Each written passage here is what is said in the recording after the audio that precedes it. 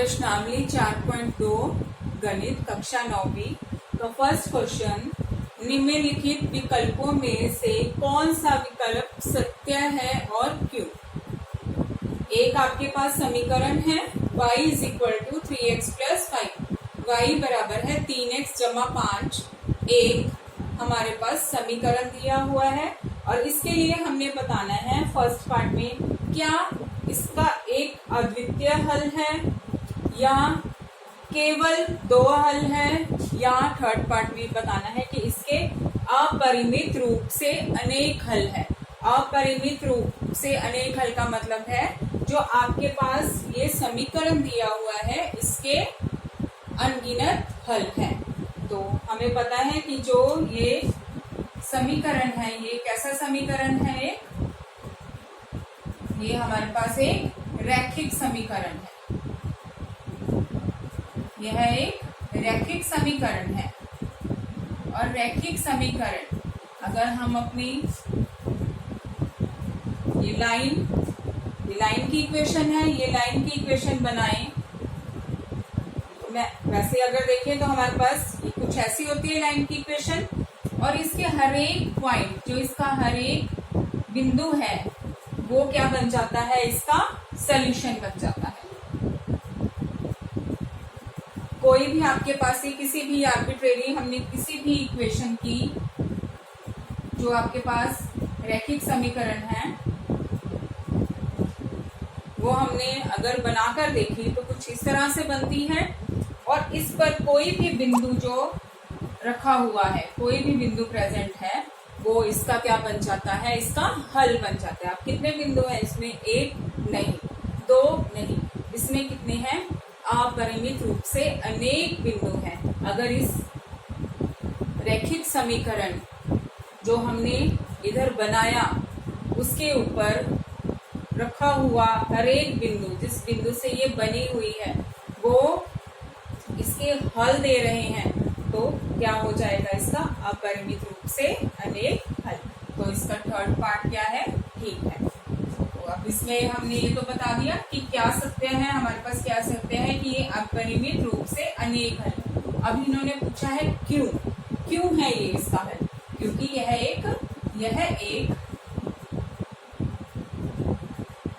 एक रैखिक समीकरण है और रैखिक समीकरण का प्रत्येक बिंदु उसका हल होता है। रैखिक समीकरण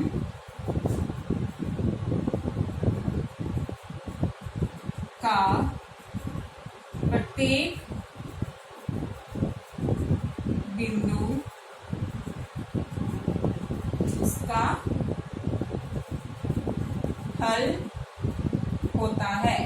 बिंदु से क्या मतलब है, बिंदु से हमारा मतलब है जो हम ये लिखते हैं अपना x, y, ये हमारा सोल्यूशन होता है, यही हमारा हल होता है। अब इसके ऊपर अपरिमित रूप से अनेक बिंदु हैं तो अपरिमित रूप से अनेक हल हो जाएंगे।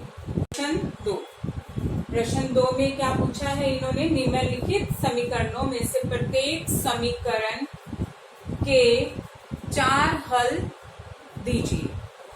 आपके पास 3 समीकरण दिए हुए हैं और प्रत्येक समीकरण का हमने 4 सॉल्यूशंस, 4 हल देने हैं। तो फर्स्ट पार्ट से स्टार्ट करते हैं। फर्स्ट पार्ट है 2x प्लस y बराबर है 7। अब हल से क्या मतलब है, हल से हमारे पास मतलब है कि हम इसमें x की जो ये समीकरण दिया हुआ है इसमें x की अलग अलग वैल्यूज पुट करते जाएंगे। इस इक्वेशन में, इस समीकरण में x की अलग अलग वैल्यूज, अलग अलग मान रखेंगे और किसका मान निकालेंगे, y का मान निकालेंगे, क्योंकि हमारे पास यहाँ पर चर क्या है, यह रैखिक समीकरण है। 2 चर में जहाँ पे चर है x और y, इनकी वैल्यूज हमें निकालनी है, इनका मान हमें निकालना है। तो हम अपनी मर्जी से या तो x की वैल्यू कोई भी वास्तविक संख्या रखते जाएं और y निकालते जाएं, या फिर y कोई भी वास्तविक संख्या रखते जाएं और x निकालते जाएं। तो फर्स्ट पार्ट में हमारे पास 2x plus y is equal to 7 है इसके 4 सोल्यूशन बताने हैं, 4 हल बताने हैं। तो पहले में हम x बराबर है रख रहे हैं 0। आपकी अपनी इच्छा है, आप x का मान कुछ भी, कोई भी वास्तविक संख्या रख सकते हैं।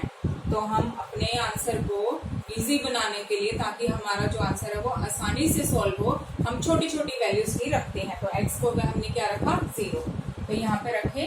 अब 2 और x आपस में क्या हो रहे हैं, 2 और x आपस में गुना हो रहे हैं। 2 और x आपस में गुना हो रहे हैं। तो x की जगह जब आपने 0 रखा तो 0 और जो 2 है वो भी आपस में क्या होंगे, गुना। बाकी की संख्या में ऐसे ही कर दिया जैसे वो लिखा हुआ था, बाकी का समीकरण हमने वैसे ही लिख दिया। अब जब हम 2 को 0 के साथ गुना करेंगे तो हमारे पास क्या आएगा, 0 जमा y बराबर है 7। तो यहाँ से 0 में y प्लस करो, अगर हम 0 में कुछ भी प्लस करते हैं जो दूसरा नंबर है वही हमारे पास आ जाता है। दूसरा नंबर ये नहीं कि जो दूसरे स्थान पर लिखा हुआ है, मतलब 0 को छोड़कर जो नंबर हमारे पास लिखा हुआ है वही आ जाता है। तो हमारे पास हल कैसे होते हैं, x, y की तरह होते हैं, x, y की फॉर्म में होते हैं। तो ये x की वैल्यू हमने क्या रखी इसमें 0, और हमारे पास y कितना आ गया 7। तो इसका एक हल हमें मिल गया कि जब हमने x को 0 रखा है तो y हमारे पास क्या आ गया है, y हमारे पास आ गया है 7। ये अभी फर्स्ट क्वेश्चन ही चल रहा है, फर्स्ट पार्ट है ये। इसका एक हमने कर लिया। अब हमने एक हल बता दिया, दूसरा हल बताएंगे। दूसरा हल बताने के लिए हम, फर्स्ट ही चल रहा है बच्चे पार्ट, तो b की वैल्यू, b में हमने क्या करना है, b में x को आप रख लीजिए 1। अभी भी पहले भी बताया है कि ऐसा जरूरी नहीं है आपने 0 और 1 ही रखना है, आप कोई भी वास्तविक संख्या रख सकते हो। तो x हमने 1 रख दिया। तो यहाँ से हमारे पास y की वैल्यू क्या आ गई 7। 2 और 1 को जब आपने गुना किया तो कितना आया, 2 जमा y बराबर है 7। तो y बराबर है 7 माइनस 2। अब ये जमा का 2 है, जब इधर जाएगा तो ये किसका हो जाएगा, माइनस का 2। ये डैश सिर्फ आपको समझाने के लिए, आपने ऐसे नहीं बनाना। ये बराबर के दाईं तरफ और बाईं तरफ। अब हमने y का मान निकालना है, y का मान निकालना है तो y के साथ जो भी साथ में गुना हो रहा है, जमा हो रहा है, उसको वहां से हटा दो। तो अब यहाँ से इसको हटाना नहीं, ऐसे गायब नहीं कर सकते इसको। तो ये जमा का y है, इसको सभी को हम अपने दाईं तरफ ले आते हैं। इस बराबर की दाईं तरफ लाने के लिए इस 2 को, जो 2 जमा का था, इसको इधर लेकर आए तो किसका हो गया, माइनस का। तो यहाँ से 7 में से 2 हमने क्या कर दिया, माइनस, और हमारे पास सोल्यूशन आ गया x, y। इसका हल आ गया x, y में, तो ये आ गया 1,5। दूसरा हल भी मिल गया। अब हम तीसरा हल करेंगे। तीसरे हल के लिए x को हम रख देते हैं 2। तो अपने x को हमने 2 रख दिया। 2 गुना 2 जमा y बराबर है 7। तो यहाँ से 2 को 2 के साथ गुना करेंगे 4। एक और बात ध्यान से समझिए, जब भी हमारे पास किसी समीकरण में जमा भी है, घटा भी है, गुना भी है, तो हमने सबसे पहले किसको सोल्व करना होता है, गुना। किसको सोल्व करना होता है, गुना। 4 जमा y बराबर है 7। आपने इनको तो गुना कर दिया, बाकी का बाकी हमने वैसा ही लिख लिया। तो यहाँ पर देखिए अब क्या हो गया, y बराबर है, अब जो 4 है, 4 हमारे पास दाईं तरफ जाएगा, तो ये आ गया y बराबर है 3। x को हमने 2 रखा था और y कितना आ गया 3। अब ऐसा भी जरूरी नहीं है यहाँ पर आपने 0, 1, 2 रखा है तो 0, 1, 2 ही रखना है, आप कोई भी यहाँ पे संख्या रख सकते हैं। तीसरा सोल्यूशन भी मिल गया। आप चौथे सोल्यूशन के लिए x को हम रख लेते हैं 3। x को रख लीजिए 3। x की मान 3 रखा तो ये हमारे पास क्या आ गया, ये हमारे पास आ गया y बराबर है 1। एक्स कोमा वाई लिखना हमने इसी फॉर्म में ही है, एक्स कोमा वाई की फॉर्म में। एक्स कोमा वाई की वैल्यू कितनी आ गई 3 कोमा 1। तो ये हमारे पास चौथा हल भी आ गया 0,7, 1,5, 2,3 और 3,1। ये इसके 4 हल मिल गए इसके फर्स्ट पार्ट के। तो इसी तरह से हम सेकंड पार्ट करते हैं। सेकंड पार्ट स्टार्ट करते हैं अपना। सेकंड पार्ट में हमारे पास क्या दिया हुआ है, सेकंड पार्ट में दिया हुआ है पाई एक्स प्लस वाई बराबर है 9।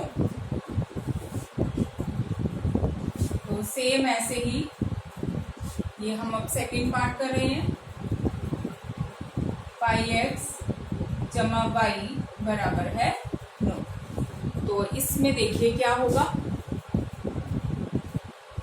पाई को पहले ये समझिए, पाई को 22/7 या 3.14 लिखने की जरूरत नहीं है। पाई को हम पाई ही लेके चलेंगे। तो ऐसे ही जैसे फर्स्ट पार्ट में किया, एक्स को क्या रख देते हैं इधर 0, एक्स को 0 रख दीजिए। पाई और एक्स आपस में गुना हो रहे हैं, पाई गुना 0 जमा वाई बराबर है 9। तो वाई बराबर कितना आ गया, पाई को 0 के साथ गुना किया तो कितना दिया इसने हमें 0 दिया। 0 जमा वाई बराबर है 9 को वैसे का वैसा रख दिया। ये हमारे पास x कोमा वाई आएगा। x कोमा वाई कितना आ गया 0,9। ये इस दिए हुए समीकरण का एक हल हो गया। ऐसे ही दूसरा हल निकालते हैं। दूसरे हल में हमने x को क्या रख देना है 1। x को 1 रखेंगे आप, पाई गुना 1 जमा वाई बराबर है 9। पाई जमा वाई बराबर है 9। पाई को 1 के साथ गुना किया, किसी भी नंबर को अगर हम 1 के साथ गुना करते हैं तो जो 1 को छोड़ के नंबर है वही आ जाता है। तो y बराबर है 9 माइनस पाई। तो अपने पास x कोमा वाई सोल्यूशन हो गया 1,9 माइनस पाई। पाई को देख के घबराना नहीं है कि ये पाई कहाँ से आ गया, ये तो हमसे सोल्व ही नहीं होगा, ये इजी है क्वेश्चन। अब हम x को क्या रखेंगे 2। पाई को गुना 2 जमा वाई बराबर है 9। तो जैसे हमारे पास लिखा हो कुछ भी x गुना 3, तो हम क्या करते हैं 3 को पहले लिख देते हैं और x को बाद में। तो सेम ऐसे ही है, ये पाई आ गया, ABCD कुछ आ जाए, काखा आ जाए, पाई आ गया, तो फर्क कुछ नहीं पड़ेगा, चाहे आप इसको पाई 2 लिख दो चाहे 2 पाई। लेकिन हमारे पास जो कल्चर में है, जो हमारा चलता है, वो हमने क्या लिखा है 2 पाई, जो आपको सभी बुक्स में भी ऐसा ही लिखा हुआ मिलेगा। तो हमने यहाँ पर इसमें इसको कर दिया 2 पाई, आगे वैसे का वैसा ही लिखेंगे जो लिखा हुआ है जमा वाई बराबर है 9। अब 2 पाई को हम कहाँ लेके जाएंगे, इस समीकरण की दाईं तरफ। अब हम दाईं तरफ क्यों लेके जा रहे हैं, क्योंकि हमने किसकी वैल्यू निकालनी है, किसका मान निकालना है, हमें y का मान निकालना है। y का मान निकालने के लिए y के साथ जो भी जमा हो रहा है तो उसको हम इसके दाईं तरफ ले जाते हैं। तो ये हमारे पास आ गया x comma y, x comma y, x हमने 2 रखा और y हमारे पास 9 माइनस 2 पाई आ गया। ऐसा नहीं करना, आप x इसका लिख लो और y इसका लिख लो, जिसके लिए जो x है और उसके साथ जो हमें y मिला है वही हम लिखेंगे। फोर्थ पार्ट में d में हम x को क्या रख देते हैं 3। तो ये भी बहुत आसान है, बिल्कुल वैसा ही चलेगा जैसे बाकी पार्ट किए हैं। तो यहाँ से y की वैल्यू, y का मान कितना आ गया 9 माइनस 3 पाई। तो ये हमारे पास आ गया x की वैल्यू 3 और y की वैल्यू 9 माइनस 3 पाई, 9 माइनस 3 पाई। तो इसके दिए हुए समीकरण के, जो ये रैखिक समीकरण दिया हुआ था, 2 चर में था तो 2 ही चर मिले हैं xy xy xy xy। इसका नाम है ये xy। कहीं पे u भी मिलेगा, कहीं पे आपको WX मिलेगा, कुछ भी मिल सकता है, LM मिलेगा।